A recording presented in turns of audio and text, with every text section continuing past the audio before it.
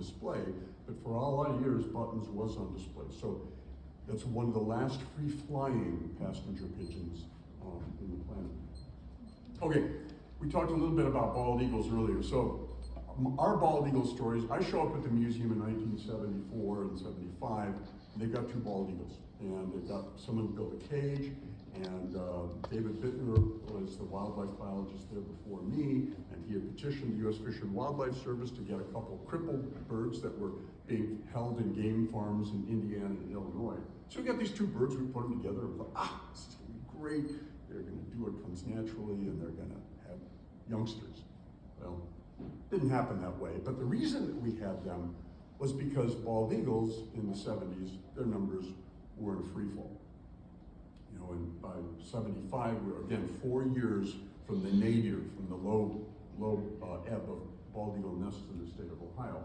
And we all know the reasons. I just wanted to review this one part of it. We know that they suffered from habitat loss. We know that they were persecuted because they were big, conspicuous predators, and we didn't understand the value of predators and the role of predation in the 1800s and early 1900s.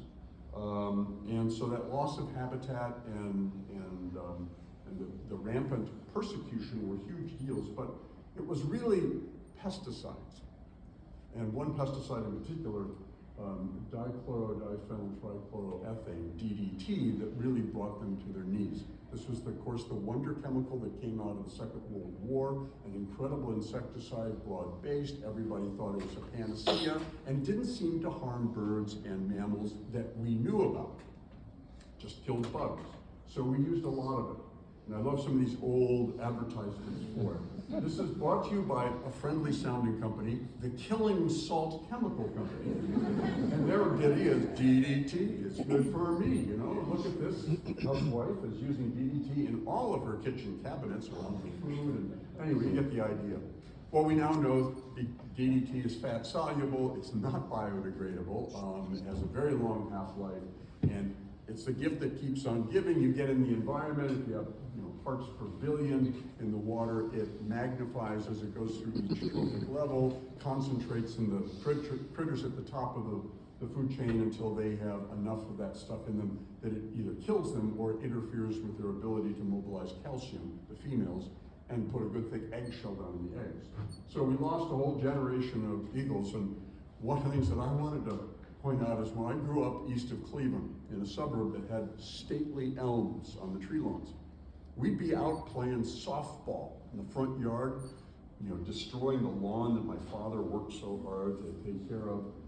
And then these trucks would come down the street, trucks just like that, broadcasting this mist into the trees. We thought it was cool. You go out there in the mist and sort of land on your skin. Wow, this is really kind of neat. And then you watch the robins drop dead out of the trees and the bushes around you. We never connected the two. Well, that was DDT. They were trying to control for Dutch elm disease. And again, it was thought to be so safe that it was used everywhere. And it wasn't until Rachel Carson's landmark volume, Silent Spring, when she detailed just the effects of these chemicals and the whole image of a silent spring. Silent because there are no more songbirds, because we've lost them to this one chemical. And we were addicted to that chemical. And it took a long time to understand that relationship. We had Rachel Carson at the museum in 1992, the year before she died of breast cancer. And it was interesting because there were a lot of people from industry in Cleveland that were not very happy that the museum had brought in this radical revolutionary to talk bad about the chemical industry. So again, it took a long time for us to learn those things that we needed to learn. And it's important to remember because today we're assaulted with, you know, forever chemicals in the environment, the microplastic pollution that we see in Lake Erie, you know, walleye and yellow perch are my favorite fish on the planet. And the whole idea that there's things that are getting into that ecosystem just because of the amount of plastic we use or the way we dispose of it is just really very troubling. So this lesson is still pertinent, something we need to remember. We need always to be examined. What about air quality and water quality? Not only, you know, self-interested for us, and about all of the other living things we see in the planet. So when we had these two bald eagles, they put them together, George and Martha, and we inherited them, we put them in this cage, and all they ever did was fight. I mean, these battles were epic battles, bloody battles, and you know, I didn't have the manual. Okay, I went to school at Cornell University, and the Peregrine Fund was started there, and they're breeding peregrine falcons and golden eagles, but they were getting those birds as chicks and hand raising them and learning how to do artificial insemination with them. They didn't seem to have the problems I was having with two birds that just weren't compatible. You know, I was thinking about showing movies or, you know, bringing counseling, you know, couple therapy. Anyway, it got so bad that finally one day Martha just absolutely ripped George a new one.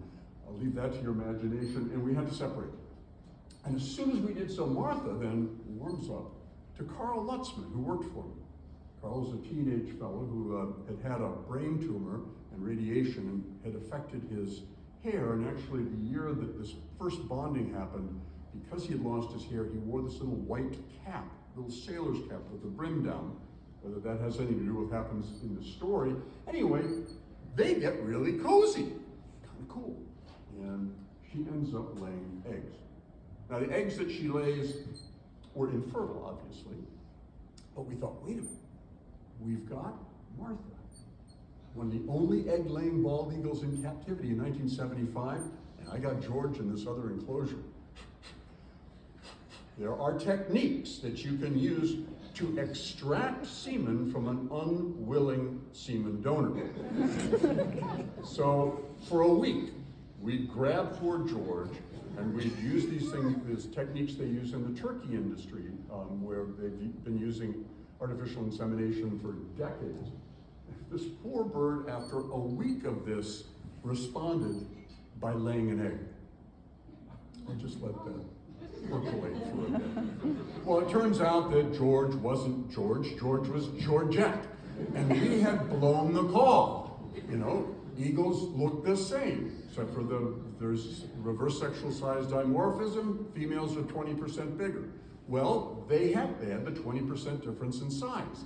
To complicate things though, of course, southern birds are smaller than Great Lakes birds, which are smaller than Alaska birds, and a lot of the Florida birds, when they're done with the breeding season in mid-spring, will drift up to the Great Lakes for the summer. So Georgette had been shot in Illinois, and so the presumption was that this was a Great Lakes male. And besides, to be fair, and to cover my butt, the United States Fish and Wildlife Service told me they were male and female. Putting that out. Anyway, long story short, we ultimately got some males, and we were able to successfully artificially inseminate and get, we were the first institution in the world to actually successfully artificially inseminate bald eagles and get youngsters. Now the whole point wasn't just to produce youngsters. The whole point was to give Kendra's crew birds that could be put up into wild nests, because the idea was our first success came in 1984. So there were literally almost a decade of work on just working with a series of birds in one institution with two people before we finally had success. It just shows you that, you know, when we think about the grand recovery of the bald eagle, think about what happened at the Cincinnati Zoo and the Columbus Zoo, what we did up there, what happened at Patuxent Wildlife Research Center.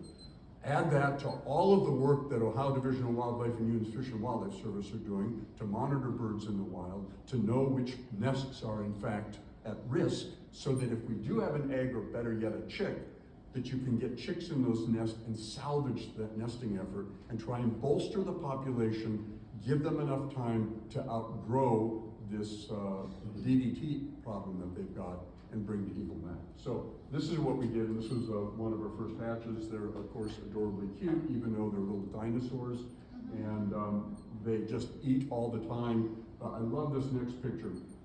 We had one eaglet that was having some issues, and I had to bring it home. And we were caring for it at home, so this is gathering around the dining room table when the eaglet needs to be fed. So that's me, I had a little more hair back then. Here's the eaglet right here. All of the crap I had to take to grind up the rats and the fish and everything else to be able to feed this. But In the same picture, there is my son Tim being fed by my wife Doris. When my son saw this picture about 4 years ago, said, "I sure hope you never mixed up the food." Oh, sorry, there's a piece of rat in that pablum. So it became a real family affair. And baby eagles do the weirdest things. They sleep like this. I thought that bird was dead. Just, like this long snake-like neck break over the thing. Anyway, over the next, from 1984 until 1999, either producing eaglets from our birds or getting eggs from the Ohio Division of Wildlife rescued from nests where one of the adults had died and they knew the surviving adult couldn't incubate to term, then we would hatch these things out, puppet raise them, and then wait for the call. The first placements were all done by Dennis Case. That's Dennis right there, climbing a tree near the Sandusky Airport. And so when we got the call, basically we would go show up, Dennis or one of the climbers to the Division of Wildlife, there's Mark Shieldcastle.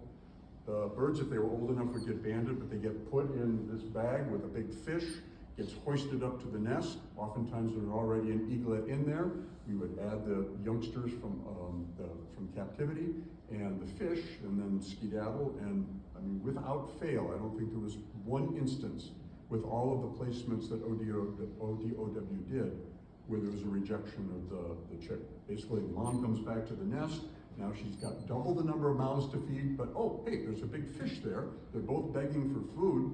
Bingo, she starts tearing up the food. It was such an elegant way to bolster a population because the few birds we had left in Ohio were, damn it, Ohio birds. They weren't store-bought birds that were brought in from Canada or somewhere else. They were our birds from a long lineage of eagles that had survived quite nicely in the presence of human activity. And those are important lines to be able to maintain. So really glad to be a part of that, and it is so gratifying that we have over 900 nests in the state today. And there's a nest on Martin Luther King Jr. Drive by St. Clair, no more than about a mile and a half from the Cleveland Museum of Natural History. How about that? It's just really, really cool. And Kendra and I were talking about, I think that we're getting to that point where, again, maybe we're seeing a sense of the population of bald eagles like we had back in the 1600s. So very cool to be part of that.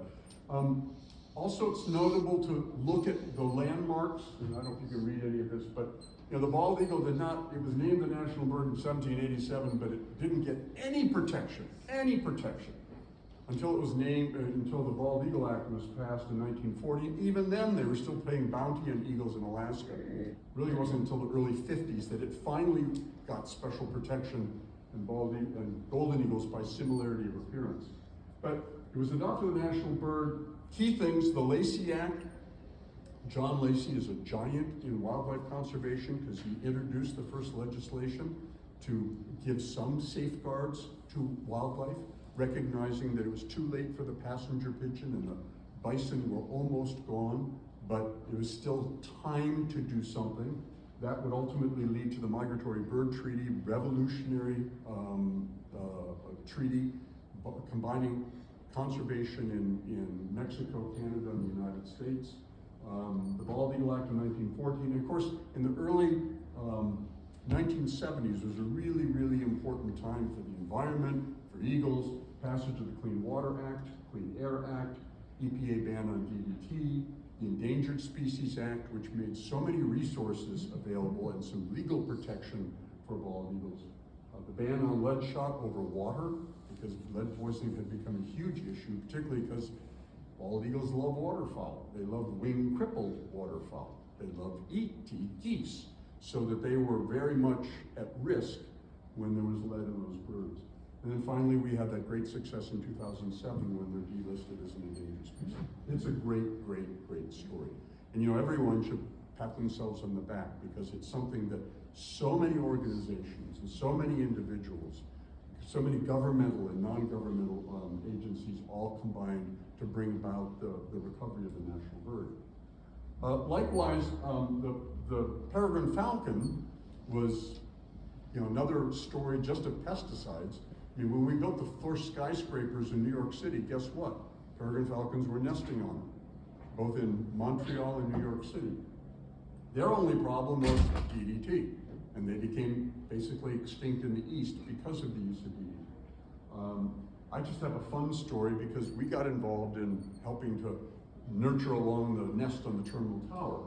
And the original nest, we had a volunteer at a nearby building, and they'd seen peregrine falcons in 1989. At the time, the only peregrine falcon action in Ohio was on the Commodore Perry Hotel in Toledo, where the first pair had nested, birds that had been released from other places but had taken up residence in Ohio.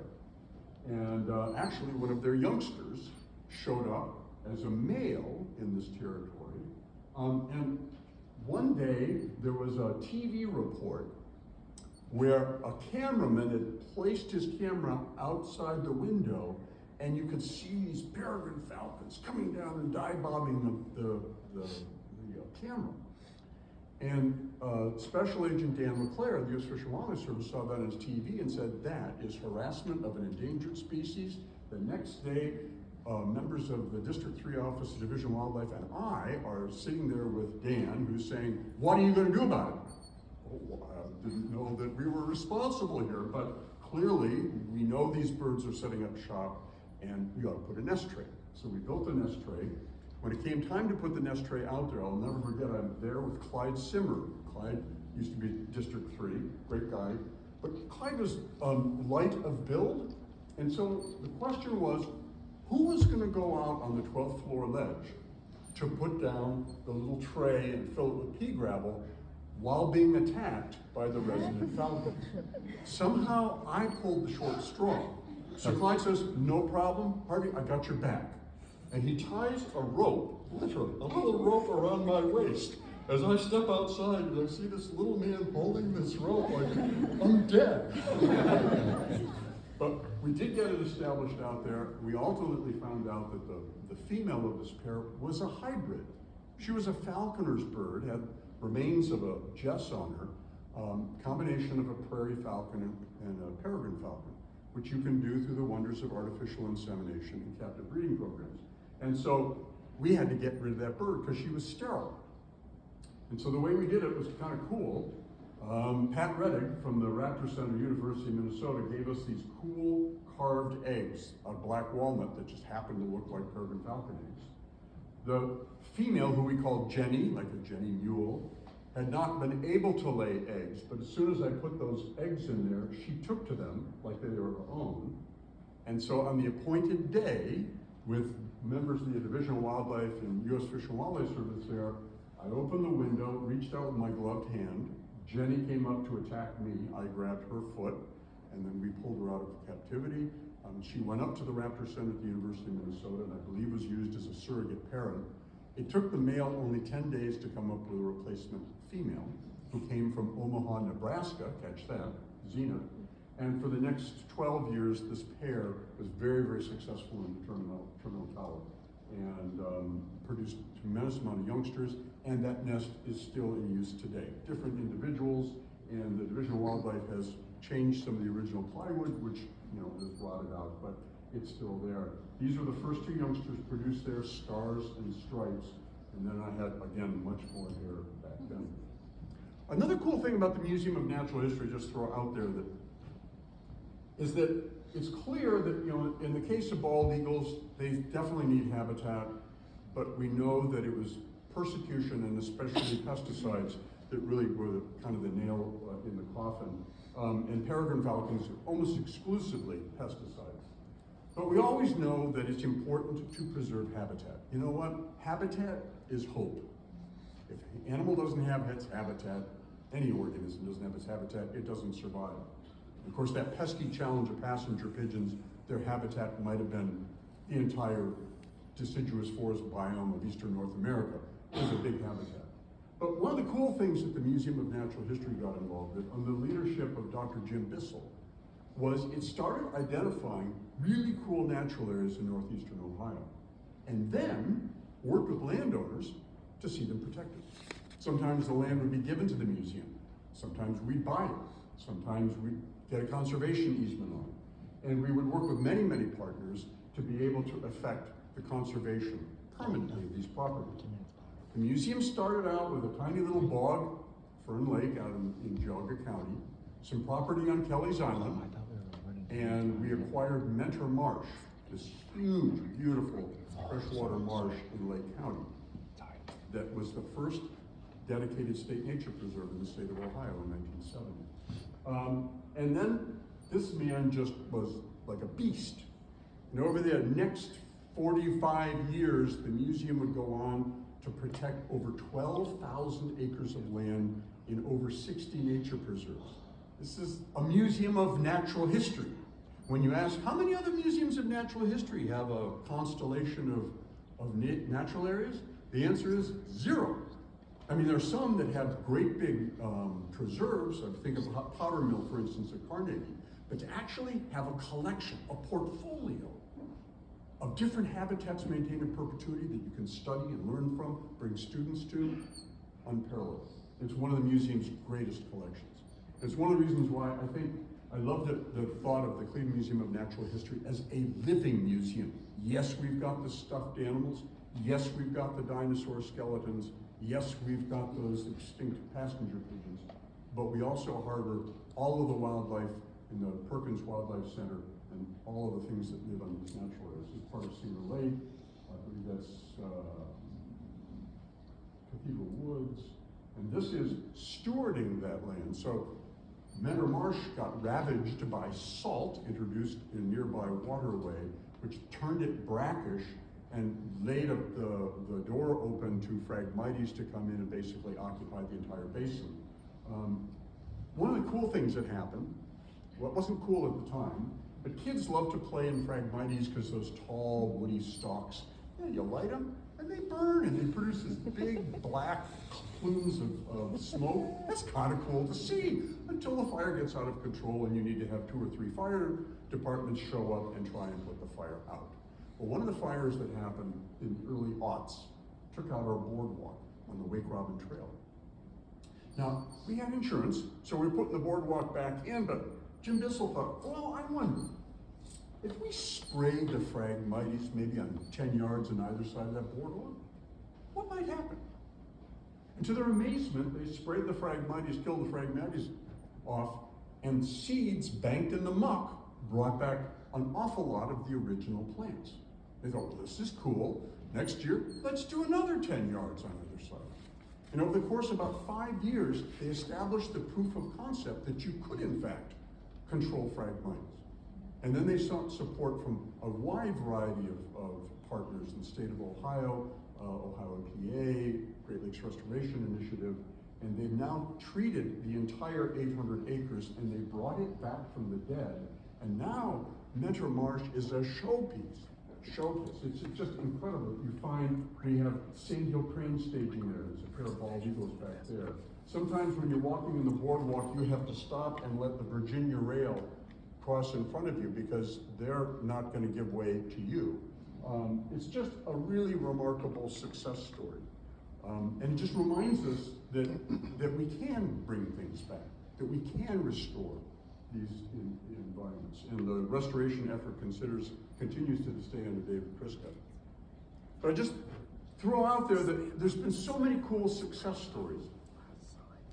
And yet, a study that Cornell released back in 2019 showed that we've had a substantial loss in the number of birds since 1970, perhaps as much as 20-29% of the birds, and particularly forest birds, shorebirds, and grassland birds. It's curious, by the way, this is incredibly troublesome because these are the birds that, you need to start worrying about, forest land management and where's the shorebird habitat and how are we perpetuating it in the state of Ohio, what's happening to our grassland because land use has changed so dramatically in the last century. But the cool thing is the only 2 groups that bucked this trend are raptors and waterfowl.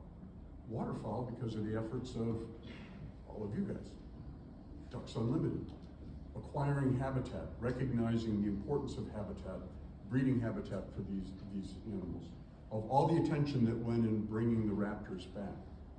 So it just reminds us that if you're looking at trying to preserve something like a blackpoll warbler that could nest in Nome, Alaska and winter down here in South America, and has an incredible southern route that takes it over the open Atlantic Ocean for 88 hours. That is a more difficult bird to be able to preserve, because if you want to save its breeding habitat and its wintering habitat and its staging habitat, this is hemispheric conservation. So what it just reminds us is that we have challenges ahead. But we can take a look at the successes that we've had in the past, and that we can maybe buck the trend that a lot of people have suggested, that the Earth has had 5 major extinction events, but are we entering into the 6th major extinction event, where in this case, we are the asteroid. So it just reminds us to redouble our efforts and to do our best to conserve what we have, to think globally, but remember that most conservation is done locally and done in your backyard. And with that, I could go on for another 50 slides, but I'm not going to be allowed to. I'd like to thank you for your attention, and again, I salute all of you folks and the outstanding work that you do to promote the wildlife resources of this state. Salute.